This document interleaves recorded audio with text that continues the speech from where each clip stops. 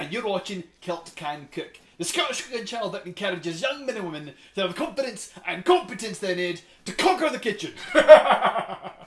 Oh, today is an important day. Today we celebrate Father's Day. And my own dad, he's a hard-working, honest, kind, compassionate, funny man who gave me my offbeat sense of humour. And he himself can grow a mighty ferocious beard. So today we're going to cook his two favourite meals, a cheeseburger and breakfast food. We're going to be making a breakfast burger. It's fantastic, it's delicious, I love it, you're going to love it. Da, if you're watching, happy Father's Day. Alrighty, a breakfast burger. Now I think I saw this on a Carl's Jr. advertisement, and the idea seemed a tad off-putting to me at the time. But as I've grown older and realised we're all going to die someday, likely of cancer, I decided it was time to try something amazing. So we'll basically be making the typical American breakfast. Bacon, hash brown, fried egg, and dump that atop a lovely cheeseburger. Fortunately, you should have the ingredients already at hand, which brings the cost down, and in total, should only take you about 30 minutes to cook. Alright, we start by taking 1/3 pound of minced meat, and we compress it into a patty shape, sprinkle some kosher salt atop it, add a wee bit of essence of emerald for that lovely Cajun flavour. Now, while you can grill this easily, I'm going to fry it for the sake of convenience. Put your burger spice side down and let it sit for a minute or two, just to brown up a wee bit. Next we're going to fry some bacon slowly on a low heat. I'll explain why later. When it comes time to flip your burger, you can add a wee bit of salt or spice to the other side before you flip it. Alright, now you see this? This is a potato. I made a whole video on how you can turn this thing into hash browns, and you can click the little eye in the upper right hand corner to see it.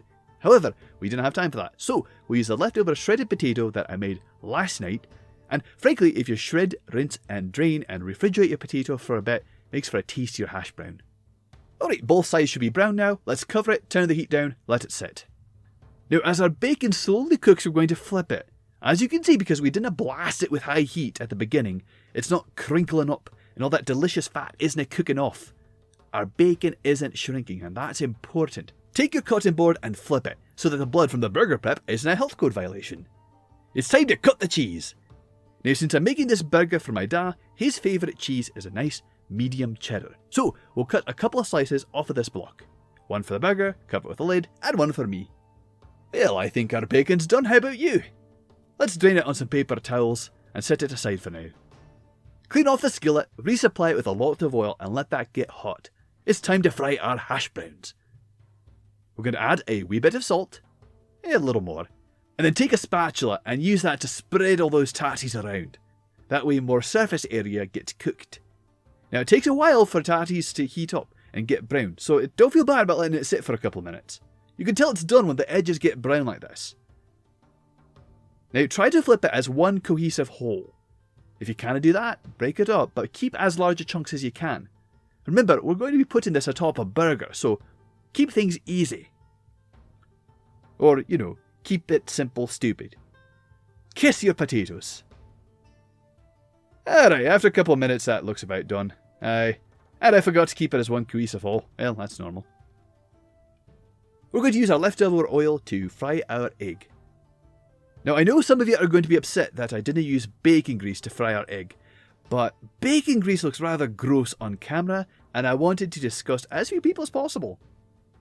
And while frying an egg doesn't take any time at all, I covered it improperly, and well, the egg white got a wee bit messed up, but the yolk is still fine, and that's what matters. And after a minute or two, it should be ready, and at that time, well, we need to check and see if our burger is done. Let's take it off the heat. Oh, that's looking good. Let's flip it to see how the other side is doing. Aye, that's nice and brown. It's time to take it off the heat and put it on some paper towels to drain. Now, I like to toast my buns in the burger grease.